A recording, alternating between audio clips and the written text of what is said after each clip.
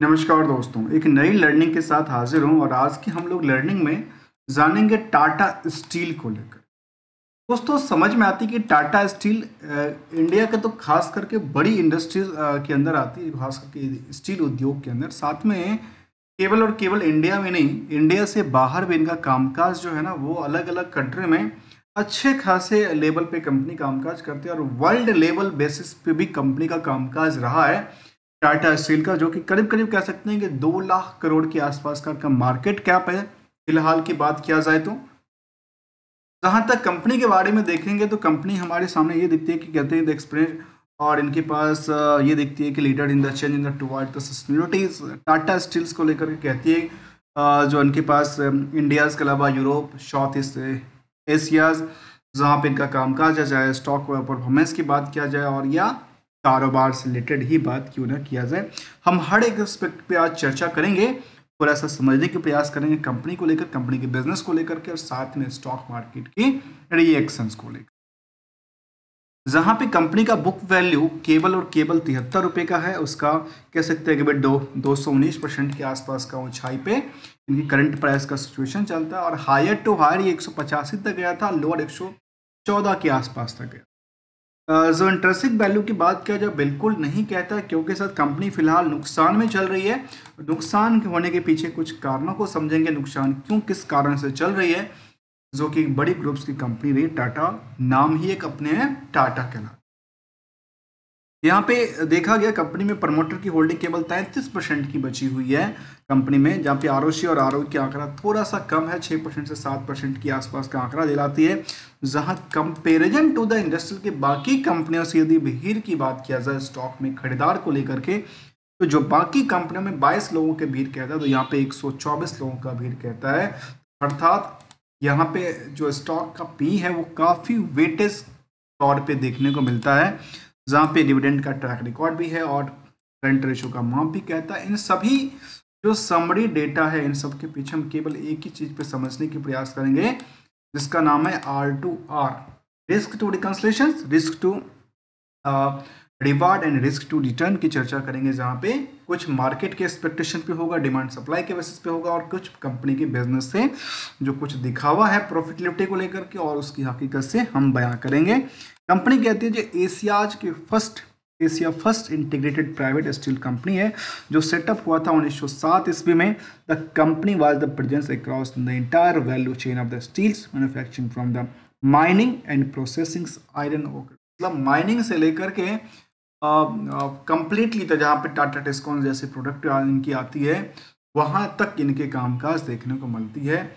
और ये हम इनकी ग्रोथ की बात कर रहे थे दोस्तों। देखा जाए कंपनी को लेकर, तो कंपनी की ग्रोथ लेवल की चर्चा किया जाए तो ये निकल के आती है, जो फिलहाल यदि हम क्वार्टर ऑन क्वार्टर बेसिस का चर्चा करके देखें तो शायद यहाँ से यहाँ और यहाँ से यहाँ एक लेवल थोड़ा सा गिरता हुआ नजर आता है क्वार्टरली बेसिस की।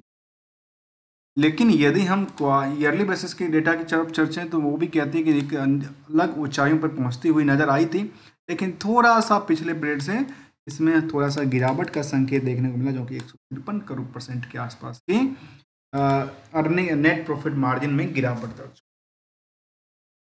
यदि हम इसी चीज़ को ट्रेंडिंग व्यू के हिसाब से देखें तो शायद कह सकते हैं कि 2,24,000 2 लाख जितना मार्केट कैप हम देख रहे थे, 2 लाख करोड़ के आसपास का मार्केट कैप। शायद मार्केट कैप से ज़्यादा कंपनी के पास फिलहाल पता है क्या है, रिवेन्यूज मॉडल है। वो रिवेन्यू मॉडल कितना कहता है, 2,29,30,000 करोड़ तक आसपास पहुंचा, जो कि 2,50,000 करोड़ तक पहुंचने की उम्मीद पर चल रहा था। फिलहाल थोड़ा सा इसका सेंटीमेंट बिगड़ा हुआ है और ये मार्केट में एक लंबी गिरावट दर्ज करती है, जो कि 5,000 करोड़ का गिरावट। यहाँ पे ऑपरेटिंग प्रॉफिट में बहुत बड़ा गैप अप नहीं था। इसके होने के जो मेन रीजन रहा वो रहा है अदर सोर्स ऑफ इनकम में 6,000 करोड़ से ज़्यादा का नुकसान बुक करती हुई नजर आती है, जिसकी वजह से ऐसा आंकड़ा दिलाती है। जहाँ फिलहाल की बात करा जाए तो क्वार्टर ऑन क्वार्टर बेसिस में ये भी करीब ऊंचाई पर पहुंचती हुई नजर आती है, जो कि 50,000 करोड़ से ज़्यादा का आंकड़ा दिलाती है। बैलेंस शीट के उन फिगरों को देखेंगे जहाँ पे हम रिस्क टू रिकंसलेशन की चर्चा करते हैं, तो यहाँ पे कहा गया कंपनी को लेकर के जो कंपनी लगातार अपनी डेट्स को बढ़ा रही है, जहाँ पे कंपनी अपनी डेट्स को कम करना चाहिए वहाँ पे कंपनी डेट्स को बढ़ा रही है। इसके अलावा की बात करें तो कंपनी में जो डेट्स बढ़ाने के पीछे कारण है, तो उन्होंने फिक्स एसेट्स को लगातार इंक्रीज करता नजर आया है। क्या कंपनी में कुछ रिस्क फैक्टर की भी बात करता है? कहता है बिल्कुल नहीं है। रिस्क नंबर ऑफ डेज को लेकर के बिल्कुल कुछ नहीं कहता। लेकिन यदि हम डेटर्स को देखें, ये कह सकते हैं कि जितना अदर सोर्स ऑफ इनकम इतना नुकसान में था ना, उतना ही पार्ट इनका ट्रेड रिसीवेबल में पड़ा हुआ है। और प्रॉफिट के आंकड़ा से देखेंगे तो शायद कह सकते हैं जो 5,000 करोड़ के आसपास का भी रिस्क नुकसान के बावजूद भी 6200 करोड़ के आसपास का था इनका मार्केट में उधार बना हुआ था, जो कि रिस्क दिखाता है। और रिस्क के मेन कारण क्या रहा? इनका जो अदर सोर्स ऑफ इनकम था उसमें एक लंबी गिरावट दर्ज करती। अब दोस्तों निवेशक की बात करें तो कंपनी में निवेशक में प्रमोटर्स की होल्डिंग काफ़ी कम आंकड़ा दिलाती है कि 33% ही रखता है। इसके अलावा कि दोस्तों बात किया जाए तो एफआई और डीआई की भूमिका काफ़ी रही है, खास करके डीआई इस कंपनी में काफ़ी ज़्यादा, जहाँ पे एसबीआई, एलआईसी, एसबीआई और आईसीआईसीआई जैसी कंपनी शामिल है, जो कि बड़े टॉप्स लेवल के जो कंपनी है वो सब के सब यहाँ पे एक डीआई की भूमिका में है। और लगातार देखने को मिलता है जितना पोजीशन था उतने के ही आसपास पड़ा हुआ है। पब्लिक के पास भी अच्छी खासी देश में करीब 23% की होल्डिंग बनाती है, जो कि 52 से मैं कह सकता हूँ कि करीब करीब 55 लाख के आसपास का यहाँ पे क्या है इंटरेस्ट ऑफ शेयर होल्डर को लेकर देखा गया।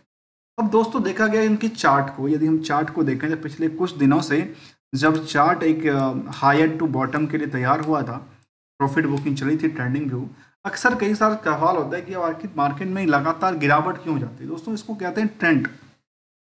मार्केट के ट्रेंडिंग व्यू ये कहता है यदि आप इस पर यहाँ पे रोकना चाहें तो शायद आपको बहुत ज़्यादा पैसे की जरूरत पड़ सकती है, और वो वही रोक सकता है जिनके पास काफ़ी ज़्यादा पैसे है। अर्थात कहने का मतलब डैम बनाना।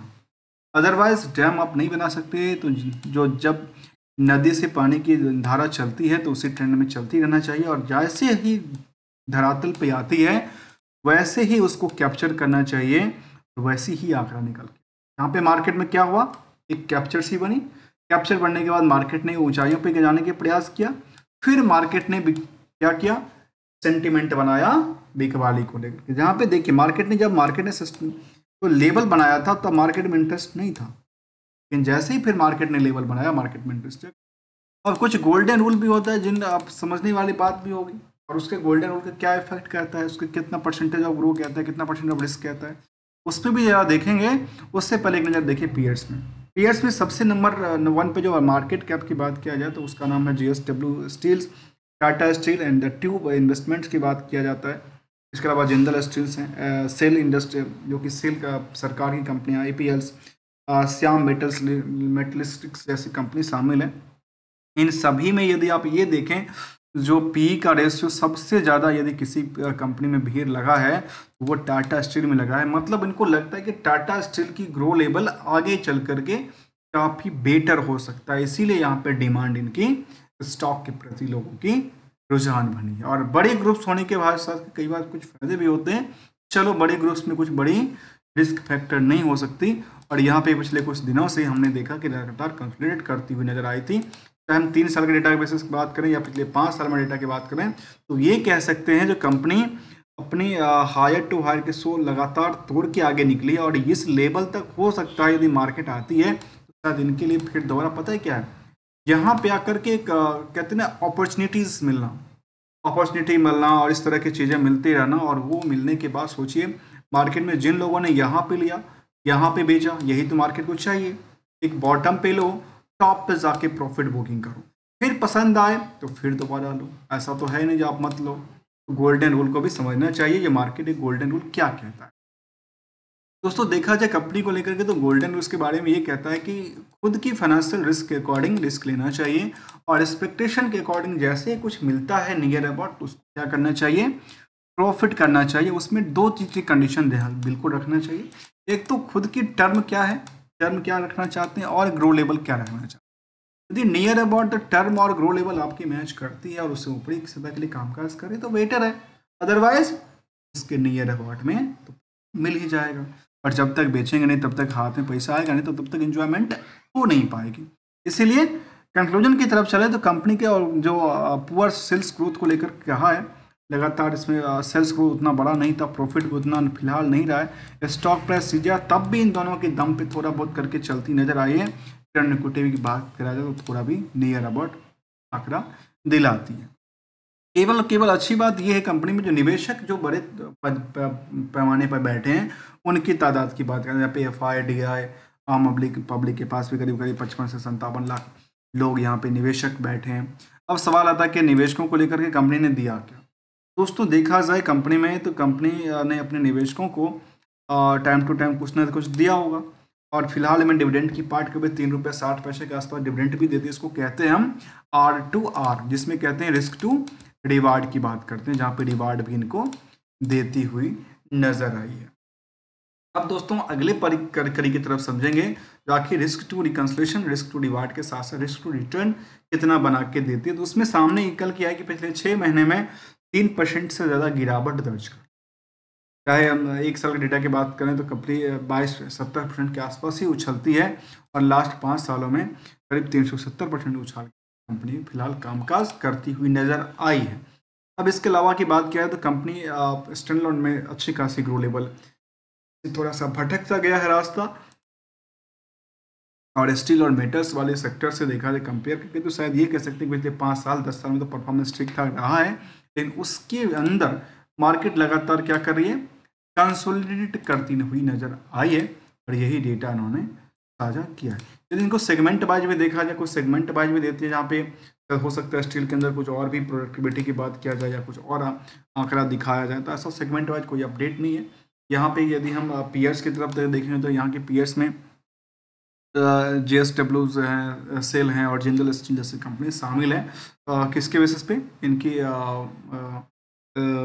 सेल्स के अकॉर्डिंग देखा है तो शायद कह सकते हैं कि JSW से कंपेयर करना चाहिए। इसके अलावा देखा है तो सेल से कंपेयर किया जा सकता है, लेकिन comparison to the JSW and the Tata steel better performance as per the profit after tax की बात करती है company standalone data basis. दोस्तों हमने समझने का प्रयास किया, किसी भी कंपनी को लेकर के हमारे साइड से कोई भी रिकमेंडेशन या एडवाइजरी की बात शामिल नहीं होता है, only as learning point of view से हम इसको समझने के प्रयास करते हैं और रखने का प्रयास करते हैं। मिलते हैं कुछ नई स्टडी के साथ, तब तक के लिए थैंक यू सो मच।